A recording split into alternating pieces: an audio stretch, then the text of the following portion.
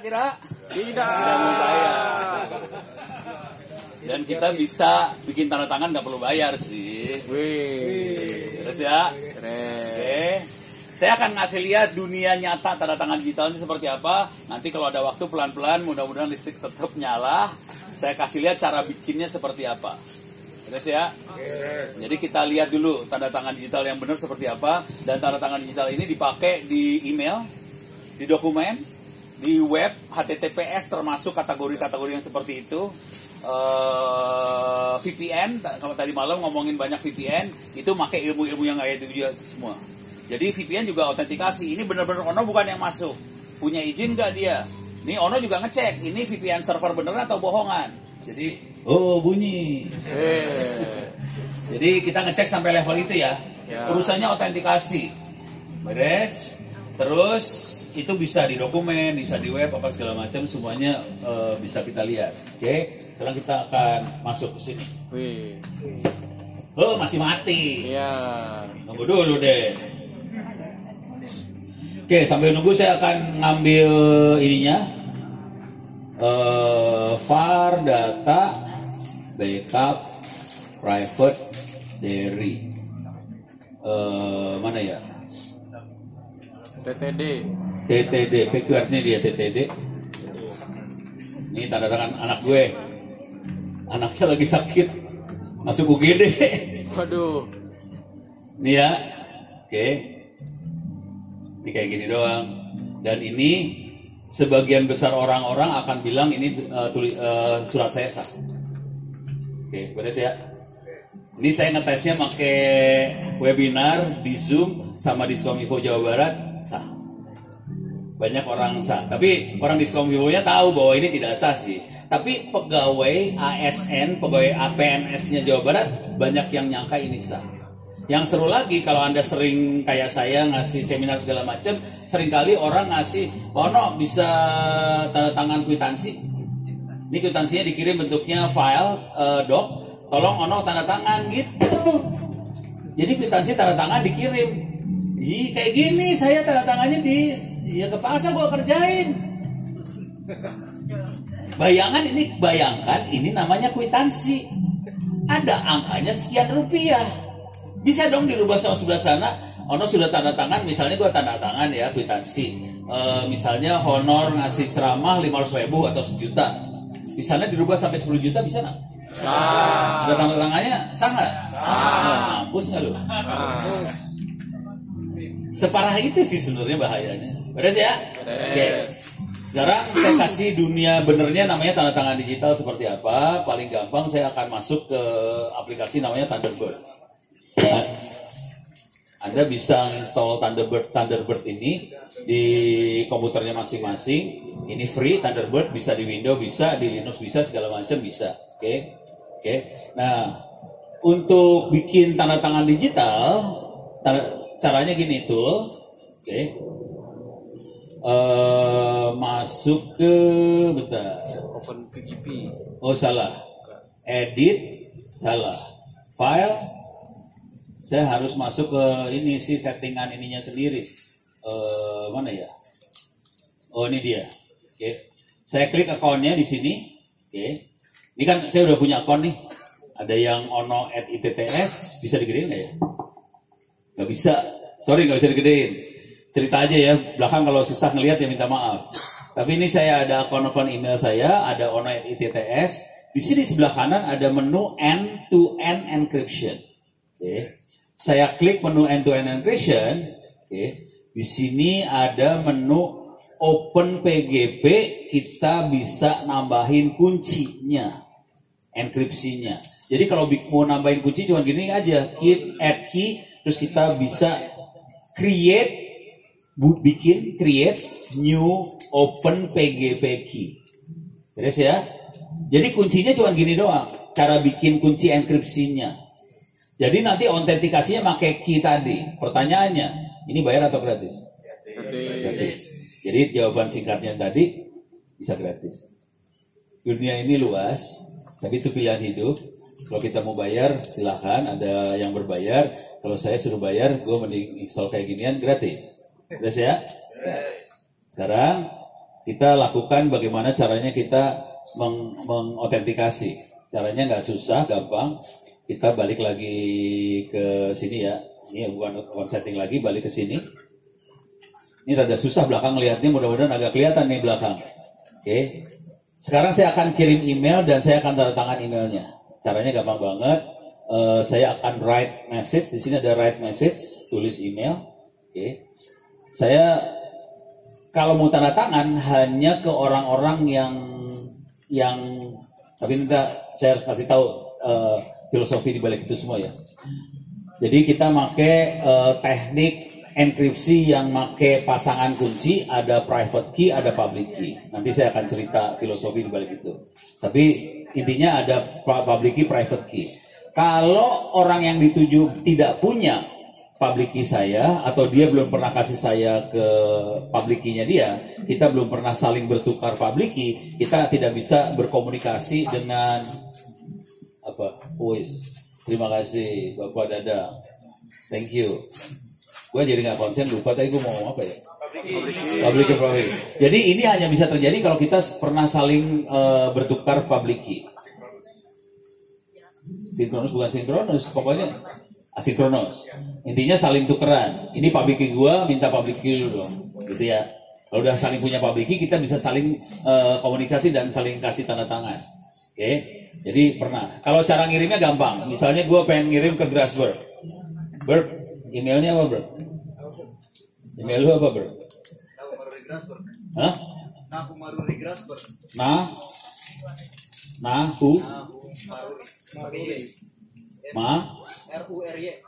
RURY Grasberg @gmail.com gitu ya. Oke. Sekarang saya pengen ngirim ke Grasberg public key saya seperti apa. Oke. Cuman supaya lebih seru saya akan ngirim juga ke ono@indonet. Saya akan ngirim juga ke ono@ittsaCid. Supaya seru saya kirim mail public key saya ke semua mahasiswa ITTS ya. Kebetulan mahasiswa ITTS punya grup di email namanya ittscyber@ittsaCid. Oke, beres. Sekarang saya akan kirim. Ini public key-nya Ono. Jadi saya akan kasih subjek public key Ono Wefurbo, gitu ya. Ya. Sekarang saya akan kirim. Caranya gampang. Cuman caranya gini aja, security. Oke. Saya tidak akan digital sign, saya tidak akan bikin tanda tangan digital. Oke. Saya akan attach my open PGP public key. Klik ini aja. Jadi ini kalau kayak gitu nanti public key-nya saya attach. Oke. Ini saya copy aja sebagai berita juga. Jadi supaya yang penerima tahu bahwa itu public key-nya Ono. Kalau Anda nanti bikin pasangan kunci, public key, private key, oke, saya bisa send. Perhatiin saya kirim juga ke Ono Indonet sama Ono ITTS ya. Kenapa saya kirim? Saya pengen ngasih lihat bentuk public key itu seperti apa sih, gitu ya. Ini saya send nih, kirim. Oke, ini dikirim nih, bentuknya public key. Nanti setelah kita public key, baru kita bisa sana harus ngirim dulu public key dia seperti apa, baru saya bisa kirim ke masing-masing orang yang public key-nya saya tahu. Oke. Ini mudah dikirim, coba kita lihat di sini. Di sini udah ada public key-nya Ono Wefurbo. Masuk. Cuman ini saya nggak bisa lihat, supaya saya bisa lihat, saya akan masuk ke Indonet saya, ono@indo.net.id. Saya reload, masuk. Gue langsung pada ngecek. Di gua kagak masuk. Oh, ini dia ada. Masuk ya. Oke. Saya akan buka ini. Oke, ini buka. Ini saya akan klik ini. Ini adalah bentuk public key kira-kira seperti ini. Beres ya.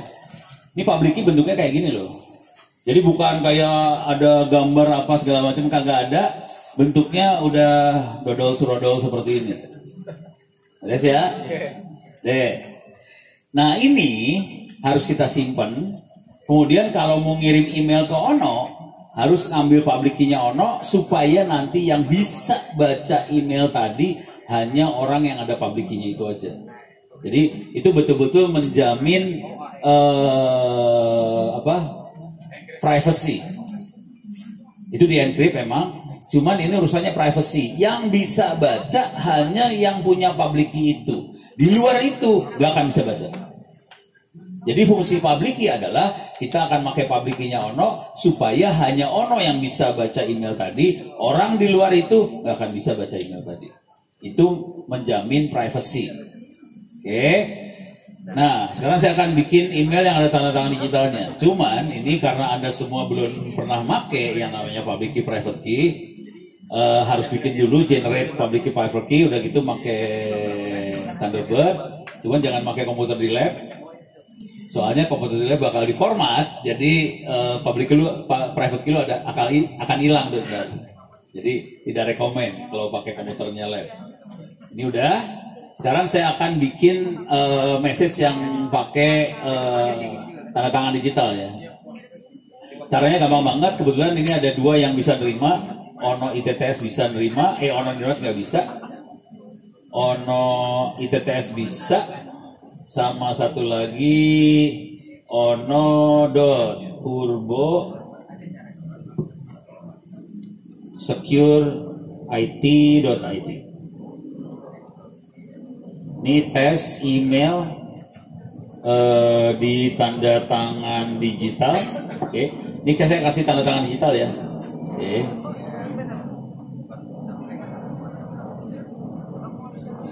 Nih, jadi bentuk beritanya cuma tes email ada tanda tangan digital. Oke. Caranya bikin tanda tangan digital gampang banget, cuma gini doang nih. Security digitally sign. Kasih tanda tangan digital. Dia cuma gini doang sih, sebenarnya kerjaannya cuma klik ada tanda tangannya, udah cuma gitu doang. Cuman harus dikerjain. Gitu ya. Dah, saya akan kirim nih bentuknya seperti ini ntar. Saya kirim ya. Dah. Ini kirim. Oke. Ini saya get message. Ini tes oh, nggak bisa digedein, minta maaf. Ini nggak bisa digedein, mudah-mudahan belakang bisa lihat. Tapi ini subjeknya ada tulisan tes email di tanda tangan digital. Saya klik. Oke. Not junk. Di sebelah kanan nggak bisa digedein, ada tulisan Open PGP. Menu ini kalau saya klik, dia langsung ngecek view signer key. Dia key yang menandatangan, dia ngecek. Ini langsung dia bilang, ini adalah dari Ono Purbo, dia punya secret key, public key. Jadi private key, public key punya, ini segala macam. Terus dia bilang sertifikasinya ini kelihatan Ono ITTS expired bulan 12 tanggal 8 tahun 2022. Jadi masih beberapa bulan lagi akan expire. Kemudian yes, treat this key as personal key. Oke. Jadi kelihatan siapa yang tanda tangan, kelihatan loh. Jadi dia langsung tahu yang tanda tangan siapa. Oke. Ini tulisan langsung kelihatan ya. Sekarang saya akan bikin message yang tidak bisa dilihat sama sekali. Yang hanya bisa dilihat adalah orang yang saya tuju aja. Caranya juga gampang, nggak susah. Cuman gini doang, write message. Oke, saya akan kirim ke Ono ITTS sama Ono.Purbo @secureIT.id. Oke. Ini saya bikin beritanya message di enkripsi. Oke. Ini message di enkripsi. Ya, beres ya. Ini belum saya enkripsi. Cara enkripsi message gimana caranya? Cuma gini doang sih.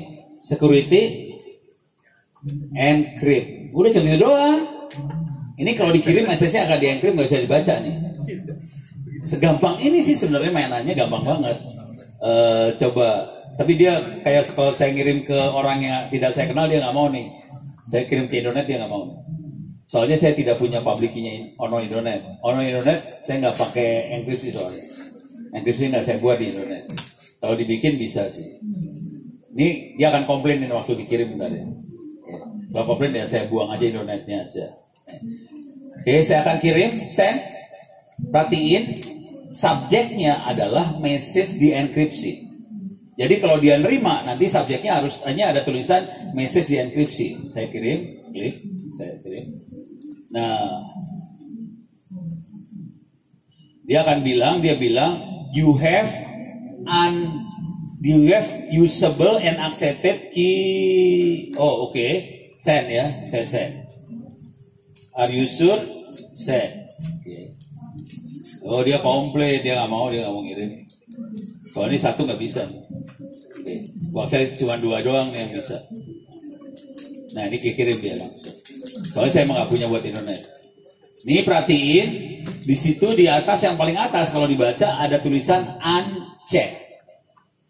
Itu adalah message yang di encrypt tuh uncheck tulisannya. Kalau ada orang-orang yang pengen baca, nggak kebaca. Yang bisa baca hanya Ono aja. Saya misalnya masuk ke yang Ono Security yang di sini saya get message. Ada tulisannya bukan uncheck, tulisannya titik. Oke. Kalau saya mau baca, saya klik di sini. Oke, baru kebuka. Di sini bisa kita cek nih di sini. Dia bilang good digital signature. Jadi tanda tangan digitalnya bagus. Message ini di encrypt. Decryption key-nya siapa? Siapa yang encrypt-nya kelihatan langsung. Jadi kita langsung bisa cek semuanya bahwa ini message di encrypt. Udah gitu bagus hasil enkripsinya. Siapa yang tanda tangan kelihatan semuanya. Bentuk message-nya seperti apa? Kita coba lihat bentuk message-nya. View. Coba kita lihat yang tidak di-encrypt dulu ya. Ini tidak di-encrypt. Oke. View source. Oke. Bentuk message-nya kira-kira gini. Kita bisa baca langsung nih. Ini message dari Huawei. Minggu depan saya mulai jadi juri. Ngasih nilai aplikasi yang dimasukin Huawei. Jurinya lagi ngomong nih sekarang ya.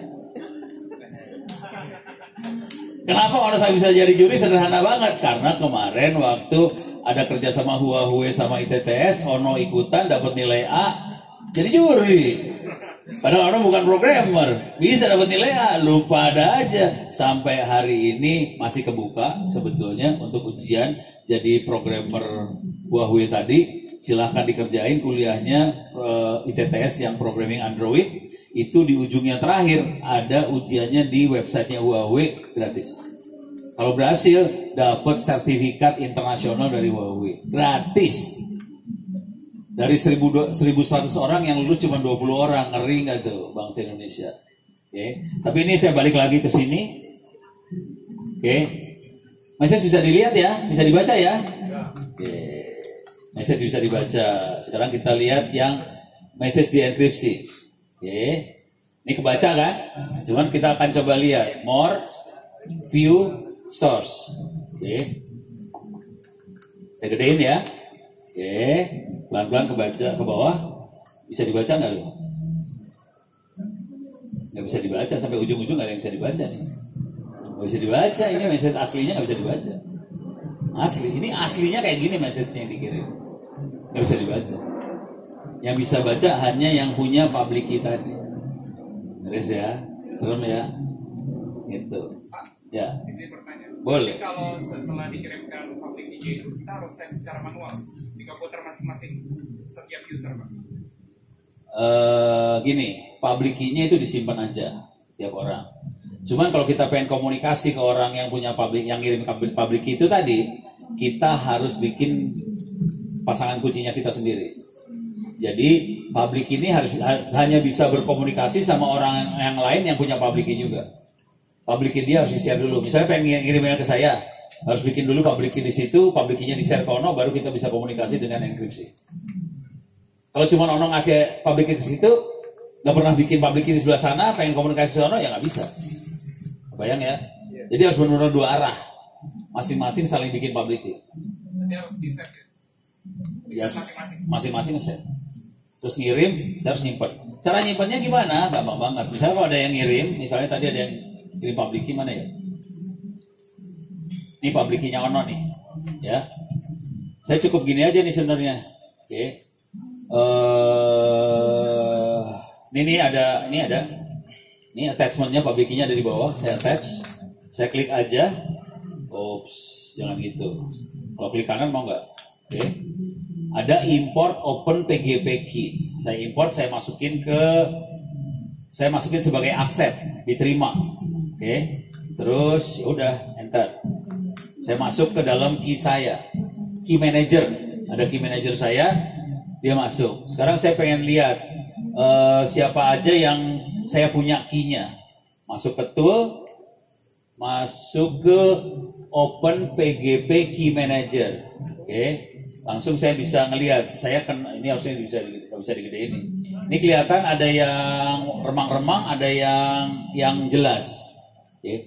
Yang remang-remang biasanya sudah expired. Jadi public key segala macam key tadi kita bikin expired setahun supaya di renew lagi. Supaya kalau ada orang nge-hack, key-nya udah expired nggak bisa dibikin lagi. Oke. Kalau yang masih jelas kayak gini berarti dia key-nya masih berlaku. Ini masih ada key-nya, ini masih ada key-nya, ada beberapa yang key-nya masih hidup, ada yang expired. Jadi saya hanya bisa berkomunikasi ke yang key-nya masih hidup.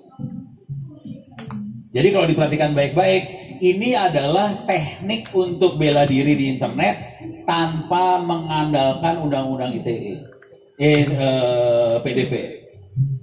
Jadi kita bela diri sendiri aja, kita bikin public key, private key, terus sharing antara teman-teman yang mau komunikasinya di enkripsi, langsung jalan sendiri. Udah. Ini ngomong jujur dulu ya, saya pakai kayak ginian kalau lagi komunikasi serius sama teman-teman di Mabes, di Kemhan, mainnya ginian banget. Soalnya nggak boleh ada yang bisa baca kan, ya udah, encrypt semua. Gitu. Saya kalau sama Pak Gildas tadi malam, kalau isengnya dikeluarin ya saya encrypt juga, encrypt. Yang lain nggak ada yang bisa baca. Ada ya? Pusing ya? Sip kan? Oke. Ini udah mulai kebayang ya? Oke. Sekarang jam berapa ini? Jam 10.30. Oke. Saya akan masukin pelan-pelan ke filosofinya. Oke. Saya nggak akan masuk dulu ke yang lebih parahnya. Teknik yang sama kita pakai juga buat HTTPS. Teknik yang sama kita pakai juga buat OpenVPN, buat tunneling. Semuanya tekniknya sama kayak gini. Dalamnya juga sama, protokolnya sama sebenarnya. Semua enkripsinya, protokol apa segala macam nggak beda jauh satu sama lain, sama aja. Dan kita pakai ini supaya komunikasinya aman. Dan ini jadi masalah karena misalnya Kominfo pengen ngeblokir situs porno. Terus kita nge-webnya pakai HTTPS. Dan kita nggak bisa disadap sama Kominfo kita lagi nge-web ke arah mana. Makanya Kominfo sebenarnya pada hari ini kesulitan buat ngeblokir situs porno. Karena kita semuanya di-encrypt. Nah, bubar dia, ngeblokirnya susah ini Kominfo sebenarnya. Jadi ini teknik blokirnya susah banget sih sebenarnya. Kalau ngerti sih. Jadi nggak segampang itu juga ngeblokir situs porno. Sekarang saya akan ini ada DOI Google Scholar Peer Review apa nih? Apa nih? Hah? Apa nih? Ini ada DOI Google Scholar Peer Review apa tuh? Itu kan orang Google nih ceritanya. Ini saya bacain ya, saya klik. Google Scholar bukannya buat ini Pak, buat jurnal Microsoft. Oh iya. Ya ini Google Scholar nggak ada hubungan, ini kayaknya ngejang lah. Gue delete aja lah, ngejang. Oke. Ini tanggal 15 sampai 21 Oktober saya jadi juri di Huawei nih, ceritanya gitu aja sih. Oke. Sekarang saya akan cerita filosofi di balik ini semua. Nanti saya akan kasih lihat lagi teknik-teknik yang lebih parahnya. Terakhirnya mudah-mudahan lampu belum ngejepret. Saya akan coba kasih lihat yang namanya certificate authority dan bagaimana membuat certificate authority. Contoh certificate authority ini saya kasih lihat dulu ya, contoh realnya. Oke. Masuk ke sini, terus masuk sini, masuk setting.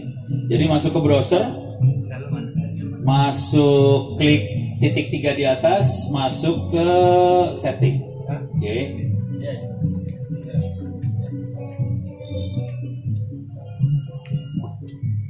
Di sini ada privacy dan security, diklik. Di paling bawah ada security. Di sini bukan paling tengah ya, ada security.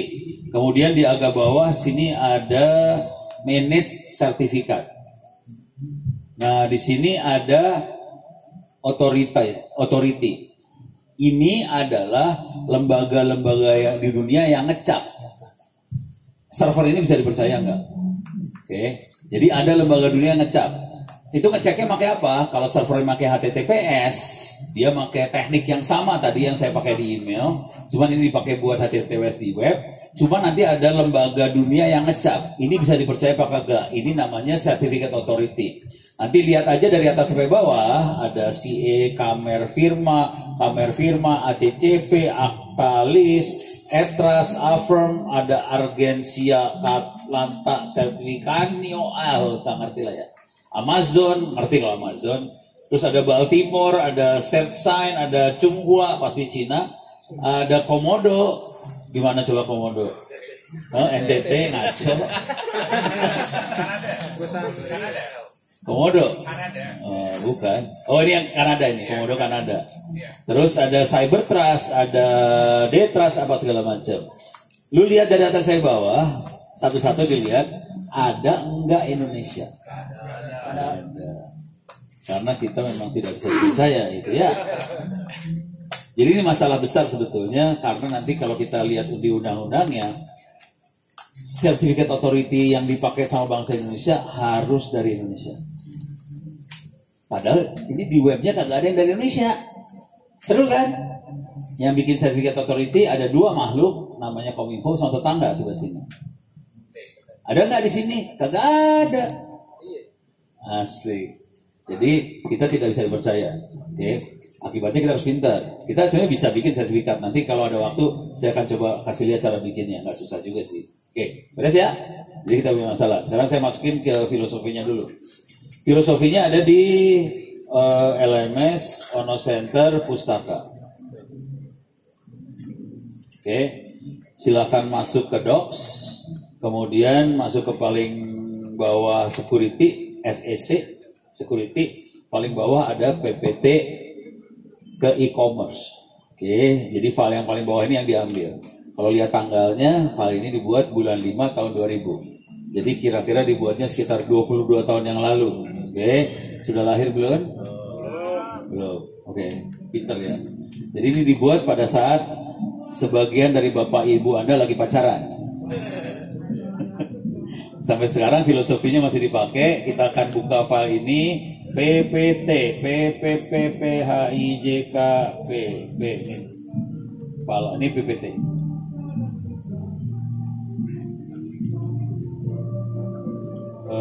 Open. Oke. Ini saya akan loncatin semua biar cepat aja. Saya akan ngomong cepat ya di sini ya. Ini dia. Yang bikin namanya Arianto Mukti Ari Wibowo. Arianto Mukti Wibowo. Ini adalah otak, barangkali salah satu otak utama yang bikin undang-undang ITE. Jadi tadi kita ngomongin undang-undang PDP ya, perlindungan data pribadi. Kalau yang kita pakai di sini adalah undang-undang ITE, tentang informasi dan transaksi elektronik tahun 2008. Cuma tadi naskahnya dibuat tahun 2000. Jadi 8 tahun sebelumnya kita udah mulai diskusi gimana bentuknya transaksi elektronik yang aman. Kemudian itu yang tadi barusan saya kasih pakai Thunderbird, itu yang kita lihat hari ini. Sekarang kita lihat filosofinya kayak gimana cara kerjanya. Jadi dia makanya PKI, Public Key Infrastructure. Kalau di negara ini biasanya masuk penjara. Terus kita ada Certificate Authority, dan tadi yang saya kasih lihat di browser, kita Certificate Authority Indonesia tidak diakui sama browser. Nah sekarang kita lihat lagi di ITE itu ada, salah pencet. Ini kalau mungkin nggak pernah lihat opsi yang kayak ginian, ini adalah di browser Microsoft apa ya? Explorer. IE. Udah nggak ada ya? Ini adalah menunya. Ada di dalam security, dan ini juga ada di Netscape. Netscape juga udah nggak pernah pakai kan? Jadi Anda udah nggak pernah pakai, tapi di sini kelihatan ada sertifikat yours, people, website, sama server. Jadi bentuknya kayak kira-kira kayak gitulah yang tadi kita lihat di Chrome. Jadi sebenarnya cara berpikirnya nggak beda jauh. Nah terus Masalah paling besarnya dari keamanan adalah privacy, autentikasi, integrity, non-repudiation. Seringkali kita ngomongnya di tiga ini aja, privacy, autentikasi, integrity. Kita lupa ada satu hal lagi yang harus masukin adalah non-repudiation. Non-repudiation itu apa?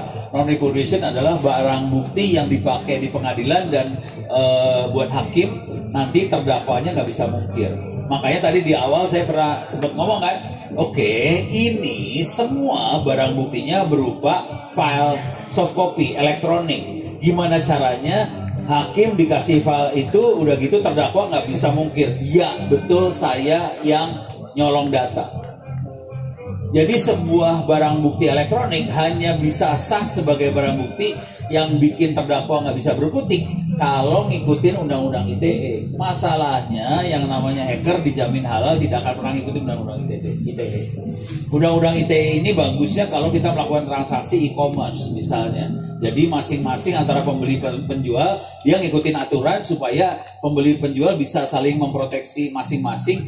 Gue kemarin belinya 10 loh. Kenapa lu kirim cuma 1 biji? Kan di dokumen yang gue tanda tangan mintanya 10. Penjual bilang, saya terimanya cuma 1. Loh, mati loh. Kita harus kasih ke hakim, dokumennya kayak gini, ada tanda tangan digitalnya, kita cek lewat tanda tangan digital, dokumen mana yang benar, gitu kan? Nah, itu hanya terjadi kalau kita melakukan transaksi elektronik. Tapi kalau udah main hacking, nggak ada tuh tanda tangannya. Jadi kita agak susah sih sebenarnya kalau yang gitu.